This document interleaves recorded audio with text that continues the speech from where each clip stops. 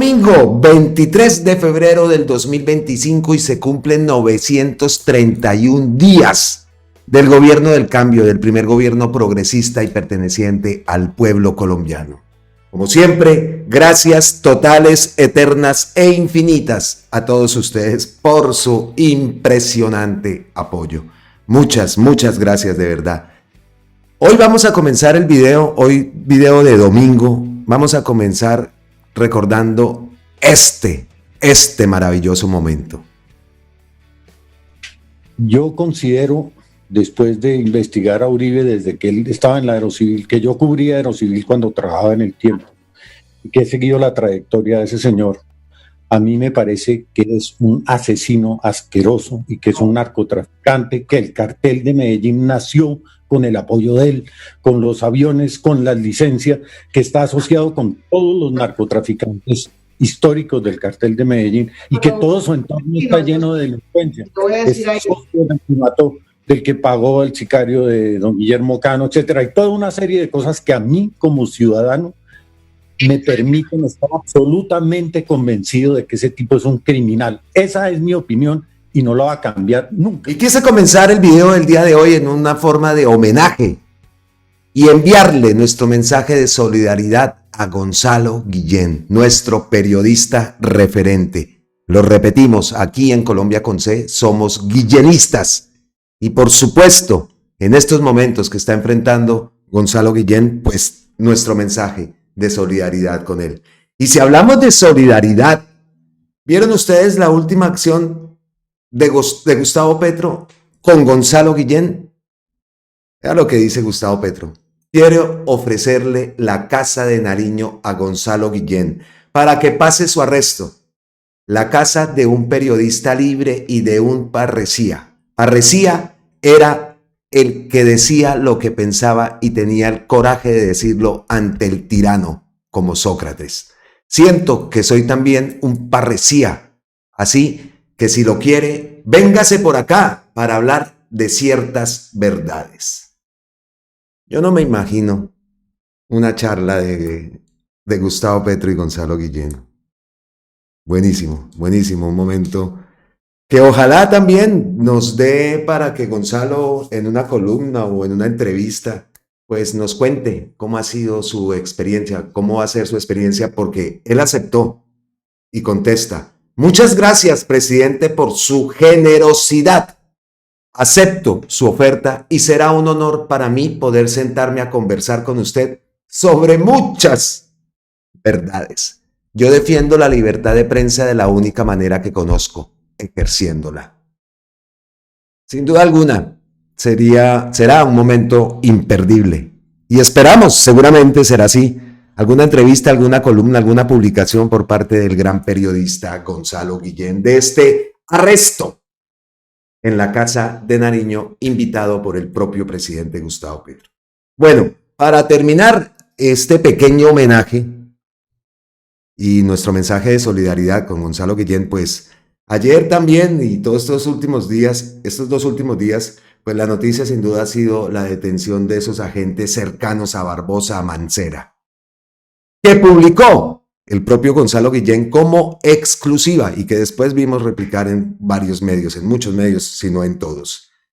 Pues Gonzalo Guillén, vamos a ver esta opinión que lanzó a través de su cuenta de X. Ojalá que la imputación de ayer contra los corruptos agentes del CTI Víctor Forero y Juan Camilo Linares no tenga escondidas las acostumbradas marrullas de la Fiscalía para favorecer a la postre a los criminales Marta Mancera, Pacho Malo, el tenebroso fiscal delincuente Daniel Hernández Martínez Neira y al jefe de todos ellos, el poderoso narcotraficante y contrabandista Papá Pitufo. No perdamos de vista que la justicia colombiana está podrida. Y tiene toda la razón con lo que dice Gonzalo Guillén. No perdamos de vista este caso, porque la justicia en Colombia está podrida. Una razón más para la constituyente en Colombia. La reforma a la justicia también es una prioridad para nuestro país. Listo. Bueno, dejamos ahí entonces el tema con Gonzalo Guillén, repetimos nuestro mensaje de solidaridad y nos vamos ahora a otro tema. Ayer, Gustavo Petro, lo escuchamos en esa otra de las maravillosas intervenciones en Chicoral, en el departamento del Tolima. Discurso maravilloso. Yo incluso después de escucharlo dije, no, esto hay que subirlo porque la gente tiene que escuchar ese tipo de discursos como el que dio ayer Gustavo Petro, como lo decimos en Chicoral, departamento del Tolima. Y lo de ayer fue un día muy importante. Podemos decir que fue un día histórico, porque Gustavo Petro, el día de ayer en Chicoral, ante más de 5.000 personas, comunidades y gobierno, acuerdan transformar el campo en histórico pacto firmado en Chicoral. Gustavo Petro lideró este sábado en Chicoral, Tolima, la firma del Pacto por la Tierra y la Vida. ¿De qué se trata? Es un acuerdo con las comunidades campesinas, indígenas y negras en relación con la construcción colectiva del plan decenal de la reforma agraria. El encuentro, que contó con un aforo de más de 5.000 personas provenientes de los departamentos de Tolima, Arauca y Chocó, y con la presencia de buena parte del gabinete, culminó con la firma de este nuevo pacto. Entre los ministros asistieron los jefes de la cartera de Trabajo, Ambiente, Educación, Agricultura, Cultura, Justicia, Ciencia, Minas y Transporte, además de las directoras del Departamento Administrativo de la Presidencia de la República, el Instituto Colombiano de Bienestar Familiar y de la SAE, entre otros funcionarios del gobierno y congresistas de la República. Gustavo Petro hizo alusión histórica del otro pacto que en 1972 se firmó en ese mismo corregimiento del municipio de Espinal, departamento del Tolima, entre el entonces presidente Misael Pastrana y terratenientes de la región, para frenar los proyectos de la reforma agraria impulsados por gobiernos anteriores. Enterraron la reforma agraria un 9 de enero de 1972. Y Gustavo Petro, en la locución, que ahora vamos a escuchar una parte, dice: el día que se jodió Colombia fue el 9 de enero de 1972. Nos fuimos a buscar los medios que decían ese día, el 9 de enero de 1972, y encontramos esta publicación del Tiempo, que por cierto por aquí vi que costaba $1.50. Lo en 1972, domingo 9 de enero. La primera página habla de Pastrana en Chicoral: la lucha es ahora de un gobierno con programas. Y sale un artículo relacionado con este tema y con este día, ¿no? El presidente Pastrana dijo aquí que acuerdos como el logrado en Chicoral sobre la reforma agraria fortalecen a la coalición del gobierno, y al mismo tiempo advirtió que las próximas luchas serán entre un gobierno con programas y una oposición con promesas. Como lo decimos, este artículo lo obtuvimos gracias a Google News, una aplicación, una extensión de Google que te puede llevar y puedes buscar los diarios de la fecha que quieras. Entonces aquí por eso recurrimos a esta opción que nos da Google para buscar qué se decía en ese día. Huelga de caballos caído, la reforma más urgente es la urbana. Valencia, dice el ministro de Desarrollo Económico Jorge Valencia Jaramillo, urgió ayer la expedición de una ley que regule la propiedad urbana y consideró esta necesidad como lo más urgente cuantas tiene el país. Bueno, cualquier cosa, cualquier día que quieran recurrir a una noticia vieja, noticia que lleve muchos años, a buscar en las hemerotecas de los diarios, pues Google News es una de esas opciones que se la recomiendo para cuando algún día de pronto la necesitan. Bueno, entonces escuchamos y estábamos leyendo en qué consistía ese pacto. Continuemos entonces. Repetimos, el presidente Gustavo Petro hizo alusión histórica del otro pacto que en 1972 se firmó en ese mismo corregimiento del municipio de Espinal, Tolima, entre el entonces presidente Misael Pastrana y terratenientes de la región, para frenar los proyectos de reforma agraria impulsados por gobiernos anteriores.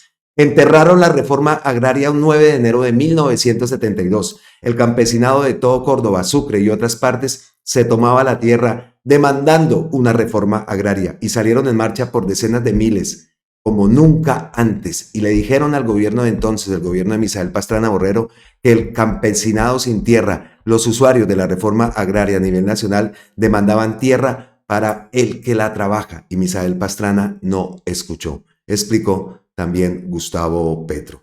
Eso, como lo decimos, ustedes no están viendo acá estas imágenes, un recibimiento apoteósico, el que tuvo también Gustavo Petro el día de ayer. También tenemos acá a María José Pizarro, que dice, hace 53 años, Misael Pastrana, poderosos terratenientes y políticos sellaron el Pacto de Chicoral, un acuerdo de élites por la acumulación de tierras en pocas manos que frenó la reforma agraria, profundizó la injusticia en el campo y trajo una oleada de violencia. Hoy, desde la majestuosidad de las tierras tolimentes en el mismo Chicoral, son más de 4.000 campesinos, al final eran las cuentas, decían 5.000 campesinos, pueblos indígenas y afrodescendientes. El gobierno reversa ese nefasto acuerdo para ratificar su apuesta por la justicia agraria y desarrollo del campo en Colombia. Un acto simbólico, poderoso, pacto por la tierra y la vida. Pero entonces escuchemos una parte de lo que dijo Gustavo Petro el día de ayer. Cuando acabaron la cultura cafetera, no la cultura, sino la producción cafetera en el viejo Caldas y el sur de Antioquia, entregaron Medellín a la mafia. Es que la destrucción del mundo rural campesino trae aparejado otros problemas. Cuando el hijo de Pastrana, y estaba hablando de él, ¿y por qué destruyó la industria nacional y a esa que hace confecciones allá en los barrios de las comunas populares de Medellín y de otras ciudades? Pues que se puso a ayudar al mayor contrabandista de Colombia.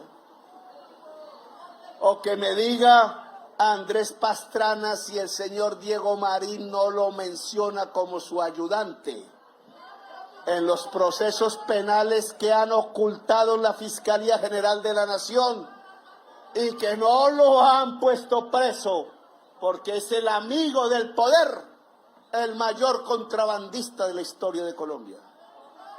Pues así se destruye una industria. Destruyó el padre la agricultura, destruyó el hijo la industria, y un país sin industria y sin agricultura es un país pobre, porque la riqueza solo nace del trabajo y de la producción, y porque la producción es agricultura e industria. Y si nos quitan la agricultura y la industria, es como si nos quitaran el corazón. Por eso podemos decir que el 9 de enero de 1972 se jodió Colombia. Y ahora la recuperamos y depende de ustedes y de mí.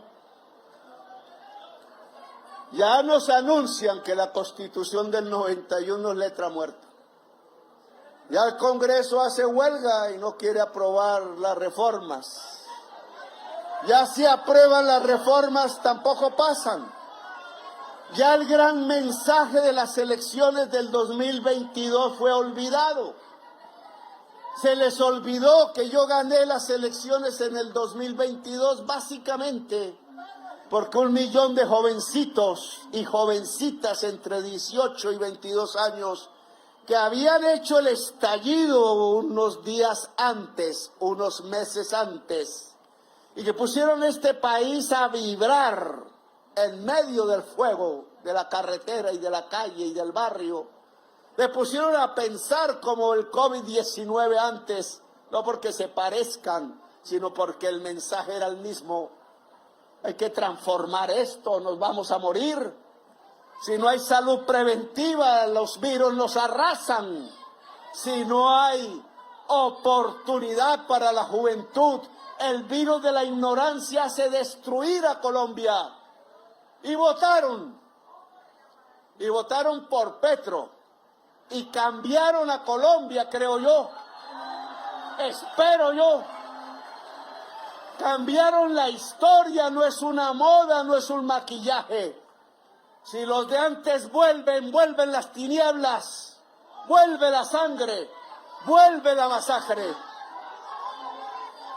Si los que ganaron antes, que no les dio ningún tipo de remordimiento, mandar a 6.402 jovencitos y jovencitas a la tumba, cuando eran flor de la vida apenas, cuando eran nuestra futura nación, solo por estar caminando por ahí en un barrio en una hora, en un mal momento, y cruzarse con un camión militar. 6.402, y no hablar de lo que pasó en la Comuna 13, donde murieron otros 400 que aún no aparecen, aunque ya algunos aparecen en la comuna, en la Escombrera. Oiga, ¿cómo les gusta matar a la juventud? Hacer trizas la paz, decían riéndose, y hacer trizas la paz es matar la juventud uniformada de cualquier color. Son pobres que se matan entre pobres. Es una división del pueblo del cual la oligarquía se divierte, porque el miedo que cunde, como cunde en el campesinado del Catatumbo, los hace votar por la extrema derecha, y la extrema derecha, como Milei, viene con una sierra eléctrica, pero no para tomarse fotos con Elon Musk, sino que aquí sí se usa sobre los miembros de los seres humanos que cortan su cuerpo. El Pacto de Chicoral, suscrito en 1972 por los terratenientes y latifundistas, abrió la puerta a la contrarreforma agraria y a un régimen de terror y muerte, que significó el despojo de 7.5 millones de hectáreas y el desplazamiento de 9 millones de campesinos. 53 años después, el gobierno del cambio del presidente Gustavo Petro suscribe el nuevo Pacto de Chicoral con los campesinos para avanzar en la reforma agraria, ratificando a la fecha la entrega de 500.000 de hectáreas a los campesinos colombianos. Nuestro gobierno debe fijarse como meta la entrega de 1 millón de hectáreas, bajo la premisa que la democratización de la tierra es el verdadero soporte de la paz total, ratificando que la reforma agraria debe ser una política de Estado más allá del año 26, tal como lo expresa la bandera del M19. Palabra que sí. Es un post del el gran concejal José Cuesta Novoa. El 9 de enero de 1972, el gobierno de Misael Pastrana Borrero, junto con las élites políticas, terratenientes y congresistas de los partidos liberal y conservador, ejecutaron uno de los golpes más devastadores contra el campesinado colombiano. En ese contexto, se pactó la contrarreforma de la Ley 135 de 1961, eliminando la posibilidad de expropiar los latifundios improductivos ocupados por las comunidades campesinas. Para ese entonces, el movimiento agrarista ya llevaba años luchando por el acceso a la tierra. En 1971 se produjo la toma de 316 fincas en 13 departamentos, ocupadas por alrededor de 16.000 familias, y en diciembre de ese mismo año otras 120 fincas fueron tomadas en 7 departamentos más. La ley vigente permitía que el Instituto Colombiano de Reforma Agraria, el INCORA, adquiriera tierras para las comunidades indígenas, saneara resguardos y construyera nuevos en terrenos baldíos. Sin embargo, el Pacto de Chicoral abortó cualquier posibilidad de avanzar en una verdadera reforma agraria que favoreciera a los campesinos pobres, consolidando en su lugar los intereses de los terratenientes y las élites políticas, manteniendo intacta la concentración de la tierra en pocas manos. Ese pacto también instauró la violencia como herramienta para reprimir las luchas del movimiento campesino. La respuesta del Estado ante la legítima existencia de acceso a la tierra fueron detenciones masivas y asesinatos selectivos. La represión limitó gravemente las opciones de resistencia para el campesinado, que se vio forzado a defender su vida frente a un gobierno que los consideraba enemigos. Ahora vamos entendiendo, ¿no?, por qué Gustavo Petro dijo: el día que se jodió Colombia, 9 de enero de 1972. El Pacto de Chicoral representó una perspectiva peligrosa al configurar al campesino como un adversario del Estado, debilitando el camino hacia una democracia más inclusiva y profundizando el distanciamiento entre las instituciones y las mayorías rurales. Esta decisión perpetuó las desigualdades sociales y económicas en el campo, dejando una deuda histórica que aún persiste en la sociedad colombiana. El país desperdició una oportunidad crucial para avanzar en una reforma agraria que atendiera a los justos reclamos campesinos, evitando así décadas de conflicto armado y violencia. El conflicto por la tierra, resultado de la concentración de la propiedad agraria, ha sido un factor clave en la exclusión social y económica del campesinado. Una verdadera reforma rural debe transformar la estructura agraria del país, garantizando equidad para las comunidades rurales. Hoy el país necesita un nuevo pacto de Chicoral, esta vez con los campesinos como protagonistas del cambio. Este pacto debe ser construido desde la visión del gobierno del cambio y el movimiento campesino, agrarista y campesinista, comprometidos con la soberanía alimentaria. Esto implica no solo el acceso a la tierra, sino también a los recursos necesarios para producir alimentos de manera sostenible, garantizando la justicia social y el bienestar de las comunidades rurales que durante tanto tiempo han sido excluidas. El futuro del campo colombiano depende de reconocer la dignidad del campesinado y de darles las herramientas para transformar su realidad. Por redistribución, democracia y transformación del campo, Seminario Voz. Pues, como lo vemos, es un artículo de la Agencia de Prensa Rural, escrito, a ver si tenemos que dar los créditos. No vemos por quién fue escrito, no vemos por ahí, pero todos los créditos entonces para la Agencia de Prensa Rural. Bueno, quisimos retroceder entonces unos años, ¿no? Hasta ese día, hasta el 9 de enero de 1972, entendemos, leyendo lo que hemos leído, el día que se jodió Colombia.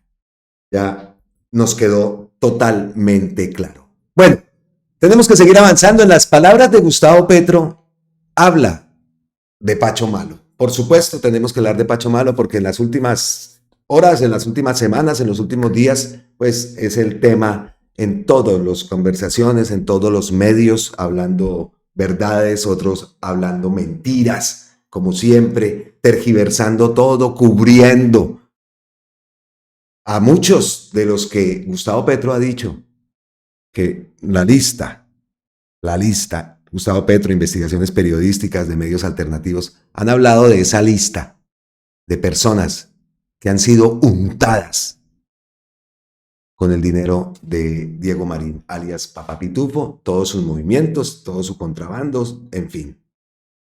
Pero ahí, en lo que escuchamos, le dice Gustavo Petro a Andrés Pastrana que le diga si él no tiene relación con Pacho Malo. ¿Y cómo son las cosas, no? Hace pocos días lo vimos lanzando post a Pastrana diciendo y replicando una información falsa de que Gustavo Petro se había reunido con Papá Pitufo. Y vea cómo son las cosas. Es que son tan miserables y de paso tan predecibles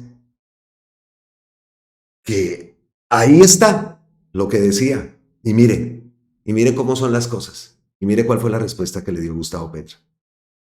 Vamos a ver. Entonces, hablando de Papá Pitufo, nos vamos para Vorágine.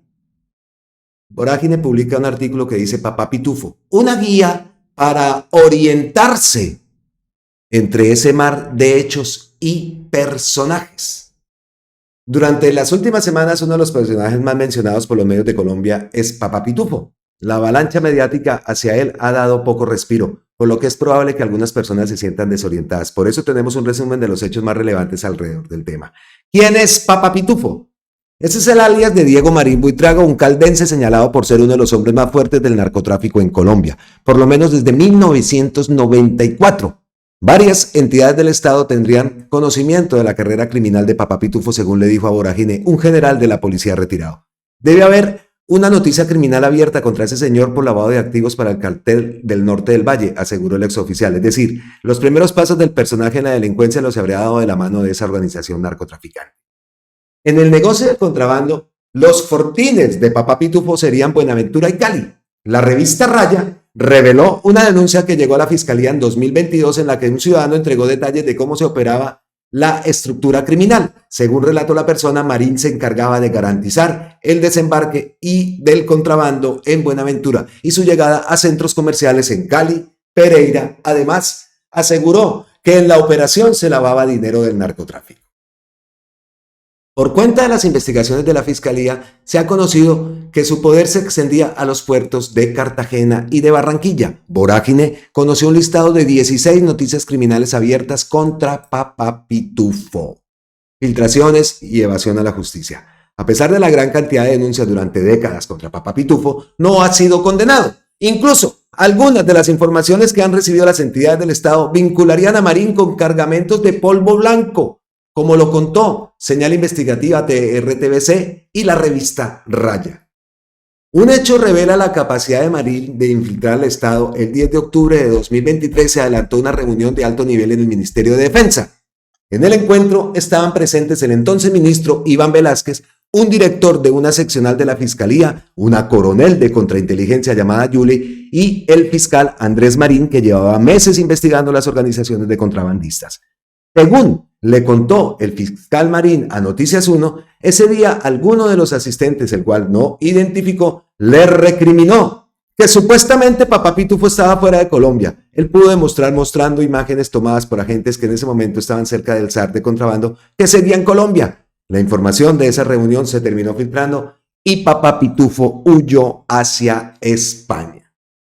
El fiscal Marín fue relevado del caso cuando iba a pedir la captura del zar del contrabando y ha sido señalado en medios de comunicación de haber protegido a un agente encubierto que se habría unido a la organización criminal de Papá Pitufo. Sin embargo, él lo niega y asegura que hubo un complot en su contra. La orden de captura llegó a pesar de los altercados con el fiscal Marín y la filtración de información. Aunque hay indicios de una vida criminal de más de 3 décadas, los hechos por los cuales se ordenó detener a Papá Pitufo se limitarían al 2023 y al 2024, cosa que ya se lo hemos escuchado también a Gustavo Petro en los discursos. Eso lo digo yo. La captura se dio en España el 5 de abril del 2024, hecho que fue revelado por el presidente Gustavo Petro. Mientras se tramitaba la extradición hacia Colombia, el zar del contrabando estaba en libertad, pero bajo el compromiso de presentarse periódicamente ante las autoridades. La última vez que lo hizo fue el 26 de octubre del 2024. Ante la inminencia de su extradición, huyó a Portugal. En ese último país solo pudo ser capturado hasta el 3 de diciembre de ese mismo año. Desde ese día empezaron las gestiones para garantizar que sea enviado a Colombia. Petro ha dicho que habló con los presidentes de ambos países para agilizar ese proceso. Papá Pitufo merodeó a Petro. El nombre de Diego Marín volvió a los titulares de prensa tras el Consejo de Ministros televisado del gobierno Petro. El director de la Unidad Nacional de Protección, Augusto Rodríguez, aseguró en vivo que Armando Benedetti, jefe del gabinete, se reunió con Papá Pitufo en medio de la campaña presidencial. Esa alusión hizo que los focos de la prensa se volvieran a poner sobre el Papá Pitufo. Pocos días después, la revista Cambio reveló que el zar del contrabando le entregó 500 millones de pesos a Xavier Vendrell, un empresario catalán cercano a Petro y a su familia. El dinero iba destinado a la campaña presidencial. Rodríguez dijo que cuando se enteraron de esa entrega de dinero, le ordenaron al catalán devolverlo. Este último habría contestado a una persona que lo acompañaba que se apropió de 50 millones. Se trataba de Néstor Daniel García Colorado, un exdirigente del Partido Verde, que ha negado haber presenciado el hecho de haberse quedado con la plata. La Fiscalía investiga esos sucesos. La campaña de Petro había ordenado registrar la devolución de los recursos, pero hasta el momento ese video no se ha hecho público.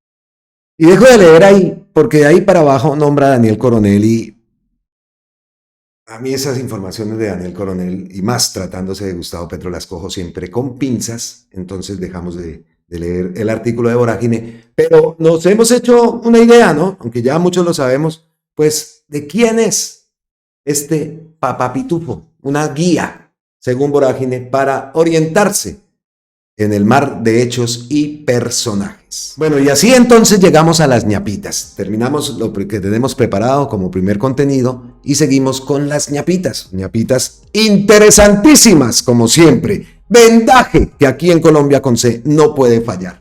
Y la primer ñapa, por supuesto, una de las cosas también que todo el mundo está hablando, es el nombramiento de Armando Benedetti como ministro del Interior. Así como lo oyen, lo publica la W, pero ya lo hemos visto también en varios medios.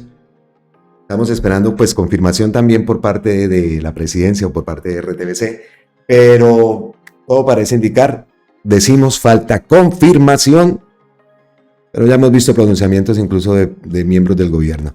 Que Benedetti es entonces el nuevo ministro del Interior. Y ladren y digan lo que quieran. Ya se está viendo, obviamente, otra vez, cada vez que se nombra Benedetti, pues eso sale todo el mundo a brincar. Nosotros, pues, mire, de todo esto, si alguien ha sido fiel a Petro, ha sido Benedetti. Comentario impopular, pero es así. Viendo después todo lo del Consejo de Ministros y la gente que estaba alrededor, ¿que es un sapo que nos tocó tragarnos? Sí, eso no lo vamos a negar. Pero si Gustavo Petro lo hace, yo no voy a decir nada. Por ahí incluso leímos a Gustavo Bolívar que decía, oiga, que desde que Benedetti ha llegado así, se ha notado un cambio. Eso lo dijo Bolívar. Contradictor de Benedetti, lo vimos en el Consejo de Ministros. Entonces, pues esa es la noticia. Benedetti será el nuevo ministro del Interior. Reemplazando a Cristo, que no hizo absolutamente nada. Ese Cristo sí que me daba también repulsina que estuviera ahí. Y no hizo nada. Nada. El tal acuerdo nacional, no vimos absolutamente ningún avance. Vamos a ver, viejo zorro como Benedetti, a ver qué es lo que hace. Pero en este tema no nos vamos a quedar diciendo y vociferando. No. Y lo hizo Petro, pues por algo es. Y vamos a ver cómo le sale la jugada. Ojalá que salga bien. Ojalá que salga bien. Eso sí, los deseos de todos. Pero si lo hace, listo. Otro nombramiento, a ver, acá dice el latinoamericano. Me vale 5 el falso moralismo de la derecha. Con eso no come el pueblo ni se hacen las reformas. Armando Benedetti ha demostrado ser efectivo para el manejo del Congreso. Punto. Esa es la opinión del latinoamericano. Hay muchas por el estilo. Hay otras en contra totales. Pero decimos, si Gustavo Petro mueve esa ficha, por algo será. Y esperamos que de verdad que todo esto salga bien. Otra noticia también, que esta sí está confirmada por RTBC Noticias, es que Alexander López será el nuevo jefe de gabinete del gobierno Gustavo Petro. Alexander López, quien estuvo a cargo del Departamento Nacional de Planeación, ahora pasará a ser jefe de gabinete del gobierno del presidente Petro. Según fuentes de la presidencia, Alexander López fue nombrado como nuevo jefe de gabinete. López, reconocido por su trayectoria en el Congreso y su liderazgo en el Partido Polo Democrático Alternativo, asumirá este cargo clave en un momento crucial para la administración de Gustavo Petro. Este nombramiento llega en un momento en el que el gobierno busca impulsar las reformas claves en materia de salud, educación y medio ambiente, áreas en las que López ha demostrado un fuerte compromiso a lo largo de su carrera política. Con este cambio, el gobierno de Gustavo Petro busca renovar su equipo de trabajo y dar un nuevo impulso a su agenda política, con especial atención en la relación del jefe del Estado con su gabinete de gobierno. Lo publicó RTBC, una noticia que dice está en desarrollo, pero podemos entonces confirmar que Alexander López será el nuevo jefe de gabinete del gobierno de Gustavo Petro. Siguiente ñapa, y vean esta belleza, entre comillas, ¿no? Última hora. Publica Alejo Toro, hizo una imagen también que está siendo bastante viral. Sergio Fajardo y Álvaro Uribe se reúnen a 3 doritos de la llegada de los escindidos del Verde y Robledo. El pacto de Llano Grande de las élites versus el pacto histórico del pueblo. Ahí está. Fuentes del Centro Democrático confirmaron que el expresidente Álvaro Uribe y el excandidato presidencial Sergio Fajardo se reunieron el fin de semana en Río Negro, Antioquia. Nada más, su señoría, nada más que decir. Ya sabemos. Y ojo con este Fajardo. Iván Velázquez, siguiente ñapa. En zona rural de San Luis, Antioquia, la Policía Colombia dio de baja en la tarde de hoy a Oliverio Izaza Gómez, alias Terror, cabecilla de la estructura Magdalena Medio del Clan del Golfo. En el hecho fueron abatidos otros 5 miembros del grupo criminal. Y aquí Gustavo Petro posteó también lo siguiente respecto a esto. En el marco de una operación policial de inteligencia e investigación criminal, se produjo el abatimiento de Oliverio Izaza Gómez, alias Terror, cabecilla de la estructura Magdalena Medio de las Autodefensas Gaitanistas de Colombia, bueno, Clan del Golfo. que el hijo de un paramilitar que hizo la paz esté de nuevo sobre las armas y haya muerto bajo ellas, aupado por los terratenientes de la región. Ya el nuevo grupo armado paraterrateniente habría asesinado a varios miembros del pacto histórico de la región. La operación se llevó a cabo el 22 de febrero del 2025 en zona rural de San Luis, Antioquia, donde además fallecieron 5 delincuentes más. Este es un resultado de alta trascendencia. Se trata de un delincuente que tenía un arraigo criminal de más de 35 años y un prontuario criminal grande, hijo de Ramón Izaza, asociado principalmente al narcotráfico. El camino de Colombia es la paz y la vida. El narco solo trae hijos muertos. Más ñapitas. Por fin, ¿qué puedo decir? Por fin, una cuenta. De esas cuentas que venimos diciendo acá, que no solamente es Polo, eso hay cantidad de infinidad. Y una es esta cuenta licanista. Señores de la Fiscalía, esta cuenta licanista continuamente amenaza de muerte de manera sistemática a personas que piensan diferente a él, incluso a Gustavo Petro. La seguridad y la vida de muchos militantes políticos y sociales y ciudadanos en general se ha puesto en peligro por este individuo que pertenece a facciones neonazis. Le solicito iniciar investigación de inmediato y a quienes han recibido amenazas de él denunciar a través del teléfono 157, la línea 157. La denuncia por allí es denuncia oficial ante la Fiscalía, que toda ciudadana o ciudadano puede usar sin ir hasta la Fiscalía. Este es uno de los avances del gobierno del cambio en la lucha contra la corrupción y en general del delito. Y de acá Han Win San, no sé, la pronunciación es terrible, Han Win San, la China, digámoslo así, que siempre replica y que nos ha enseñado mucho de cómo es que se hacen las encuestas acá en Colombia. Por favor, ayuda a denunciar esta cuenta. Otra vez este señor incitando a la violencia. Por supuesto, no le vamos a dar visibilidad, pero por fin se toman acciones con esta cuenta. Y así hay muchísimas más, pero esta es una de las principales y que, repetimos, no solamente ha amenazado a muchas personas pertenecientes de la progresista, sino al propio presidente Gustavo Petro. Yo he visto los posts y seguramente ustedes también, muchos los han visto. Inmediatamente Francisco Javier Vera, Francisco, el niño que ya no es un niño, presidente Gustavo Petro, las personas detrás de esa cuenta han alterado mis fotografías, me han puesto cosas como si yo fuera un guerrillero de manera sostenida. Esto se ha denunciado a la Fiscalía y a la fecha nada ha pasado. Eso respondió Francisco Vera. Así que vamos a ver qué ocurre.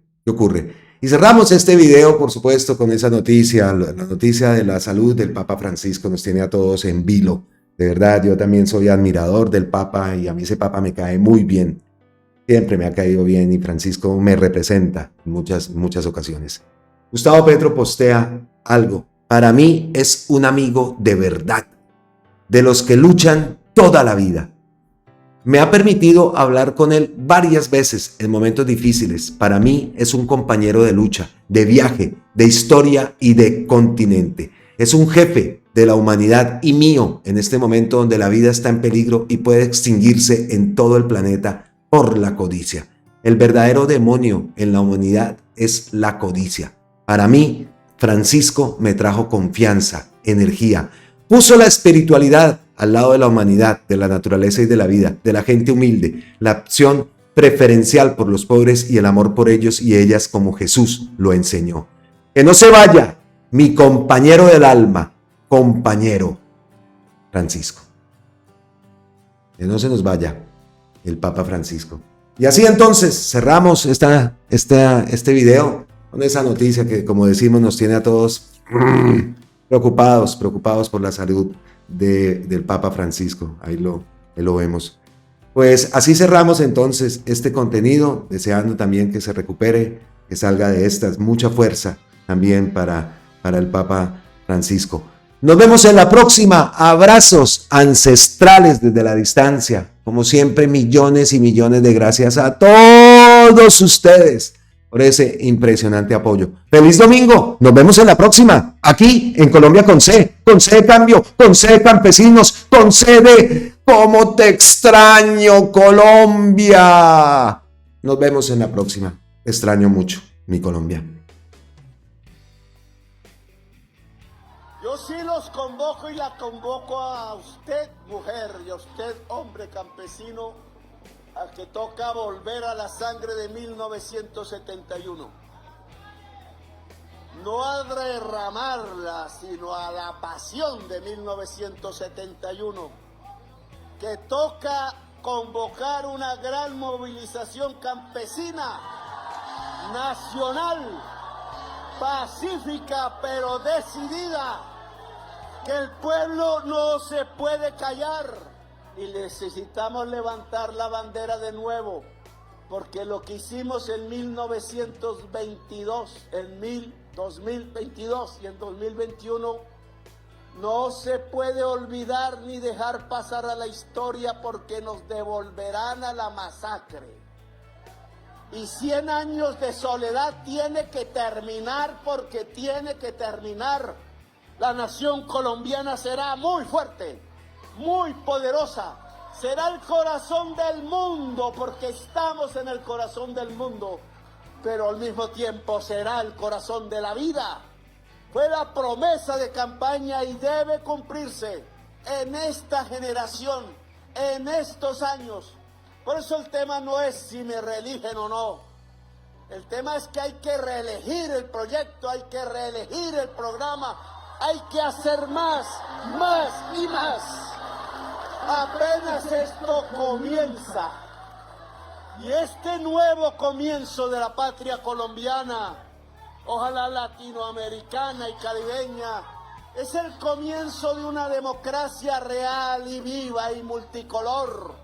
Es el comienzo de una justicia con nosotros mismos, que nos lo merecemos, con nuestros abuelos, nuestros padres que se lo merecen, con quienes cayeron ensangrentados por centenares de miles en esta tierra, por el amor, porque somos poderosos y hemos resistido los 100 años de soledad. Es que entonces, sobre los 100 años de soledad y las tumbas de los aurelianos, nos levantamos la bandera y no la vamos a dejar bajar. El poder, cada gobernante aquí presente, es para el pueblo, no es para el grupo, no es para la secta, no es para los ricos, no es para el tecnócrata. El poder, si quieren seguir gobernando conmigo a mi lado, es para el pueblo y nadie más. Toda actividad del gobierno nacional a partir de ahora es hacerle caso a la Constitución de 1991 y obedecerla. Aquí construimos el Estado social de derecho. Aquí construimos los derechos y las libertades del pueblo. Y la manera de lograrlo no es suplicando, es tomando los espacios del poder que el gobierno debe permitir de acuerdo a la orden de la Constitución Nacional que nos rige. La Constitución en este gobierno se respeta y se hace vida y realidad, porque la Constitución lo que quiere es un pueblo hermoso y justo, igualitario, y lo que quiere es que nos equilibremos entre nosotros, hablemos entre nosotros, nos liberemos entre nosotros, hombres y mujeres, y nos liberemos de la esclavitud de estar matando la naturaleza. Porque Colombia es la potencia mundial de la vida. Porque Colombia es el país de la belleza. Porque Colombia es el corazón del mundo, y a mí me tocó ser el presidente del corazón del mundo, como dicen los indígenas de la Sierra Nevada de Santa Marta. Porque Colombia es la esperanza de la humanidad a través de su exuberancia vital. Porque la humanidad hoy debe apoyar la vida y negarle los espacios a los guerreros de la muerte, a la codicia. La codicia es el enemigo de la vida. La codicia es el enemigo de la vida. Y los grandes codiciosos deben retroceder en el planeta y en nuestro país para que la vida sea y nunca sea, como dijera Carlos Pizarro, cortada en primavera. ¡Que viva Colombia, potencia mundial de la vida! ¡Que viva la gran movilización nacional campesina! ¡Que viva la gran movilización nacional popular! Por la vida, la justicia y la democracia. Gracias por haberme escuchado, muy amables.